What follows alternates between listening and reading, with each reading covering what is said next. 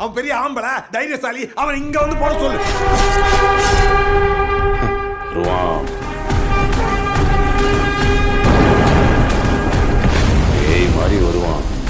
தியேட்டர்ஸ்ல release ஆயிருக்க ராயன் படம் எப்படி இருக்கு அப்படின்றத பத்தி தான் இந்த ஒரு ரிவ்யூல பார்க்க போறோம். தனுஷ், எஸ்.ஜே. சூர்யா, துஷாரா விஜயன் பல பேர் நடிச்சிருக்காங்க. ஏ.ஆர். ரஹ்மான் தான் இந்த படத்துக்கு மியூசிக் கம்போஸ் பண்ணிருக்காரு. அண்ட் ப்ரொடியூஸ் பண்ணது யாரு அப்படின்னு பார்த்தோம்னா சன் பிக்சர்ஸ் தான். டிரெக்ட் பண்ணது தனுஷ்.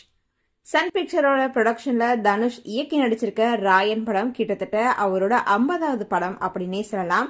ஹாலிவுட் லெவலுக்கு தனுஷ் போயிட்டு வந்ததுக்கு அப்புறமும் இன்னும் கத்திய கையில இருந்து தூக்கி போடுறதா இல்லையே அப்படின்னு சொல்லிட்டு இந்த படம் பாக்குற எல்லாருக்குமே தெரிஞ்சிருக்கும் அப்படின்னே சொல்லலாம்.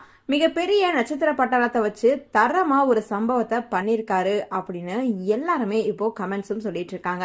தியேட்டர்ல இருக்க ஆடியன்ஸை மட்டும்தான் தனுஷ் அந்த கம்பி போல இருக்கிற கத்தியால குத்தி கொள்ளல, அந்த அளவுக்கு ராயன் படம் ஃபுல்லாவே ரத்த கலரியா தான் இருக்கு. ராவான படம் எதிர்பார்த்த ஃபேன்ஸ்க்கு இந்த அளவுக்கு ராவான படம் கொடுப்பாரா அப்படின்றத நாங்க இப்பதான் பார்த்தோம் அப்படின்னு சொல்லிட்டு எல்லாருமே சொல்லிட்டு இருக்காங்க. புதுப்பேட்டை படத்துல செல்வராகவன் படத்தை எப்படி பண்ணிருப்பாரு, ஒரு சண்டை வந்தா எதுக்கு வரணும், ஒரு கொலை விழுந்தா எதுக்கு விழணும் அப்படின்லாம் இல்ல, கடைசி வர எல்லாரையுமே கொண்டுகிட்டே இருக்கணும் அப்படின்னு சொல்லிட்டு தனுஷோட ராயன் படம் இருக்கு. இப்போ இதுக்கான கதை என்ன அப்படின்னு பார்த்தோம்னா, சின்ன வயசுல இருக்க காத்தவ ராயன், அதாவது தனுஷ் வந்துட்டு அவங்களோட பேரண்ட்ஸ் சின்ன வயசுல சந்தைக்கு போயிட்டு வரோம் அப்படின்னு சொல்லிட்டு போறாங்க. அவங்களுக்கு என்ன ஆகுது அப்படின்றதே தெரியல, ஆனா அவங்க திரும்பவே வரமாட்டாங்க. தெரிஞ்ச சாமியார் கிட்ட 2 தம்பி அண்ட் ஒரு தங்கையோட அடைக்கலம் போறாரு தனுஷ். பெண் குழந்தைய வித்துட்டு பணம் பார்க்க அந்த சாமியார் நினைக்கிறாரு. அவரை போட்டு தள்ளிட்டு செல்வராகவனோட சரக்கு வண்டியில ஏறி சென்னைக்கு வந்துடுறாரு.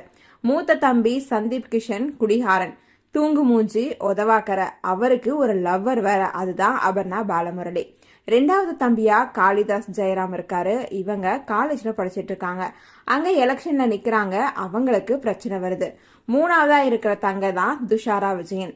அவங்களுக்கு கல்யாணம் பண்ணி பார்க்கணும் அப்படின்னு ஆசைப்படுறாரு.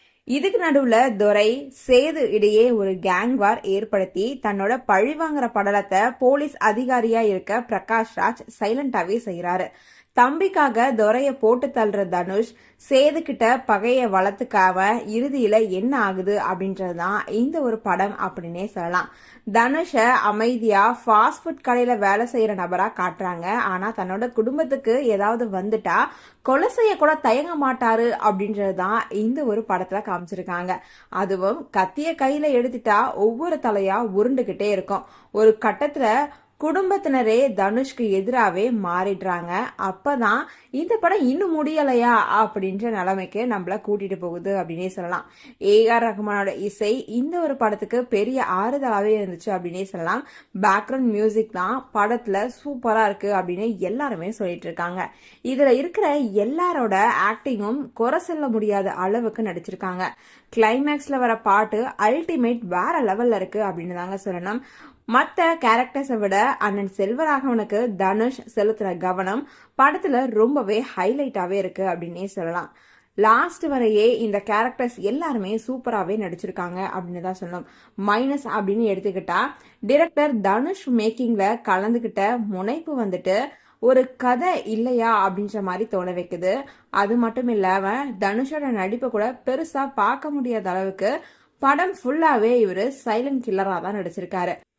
அபர்ணா பாலமுரளி ஆரம்பத்துல கொஞ்சம் ஃபேன்ஸை சிரிக்க வைக்கிறாங்க. மற்றபடி படத்துல சண்டை அண்ட் கொடூரமா நடக்கிற கொலை மட்டும்தான் இருக்கு. தனுஷோட 50வது படம் அப்படின்னு பார்த்திருந்தோம்னா கண்டிப்பா ஒரு வித்தியாசமான கதையை பார்க்க போயிருந்தா அது கொஞ்சம் ஏமாற்றமா இருக்கும் ஃபேன்ஸுக்கு அப்படின்னு தான் சொல்லணும்.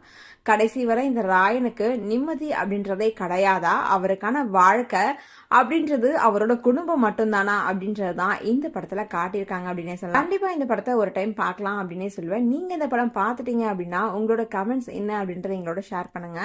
தொடர்ந்து அப்டேட்ஸ் பார்க்கணும் அப்படின்னா லைக் பண்ணுங்க, ஷேர் பண்ணுங்க, மறக்காம நம்ம சேனலை சப்ஸ்கிரைப் பண்ணுங்க.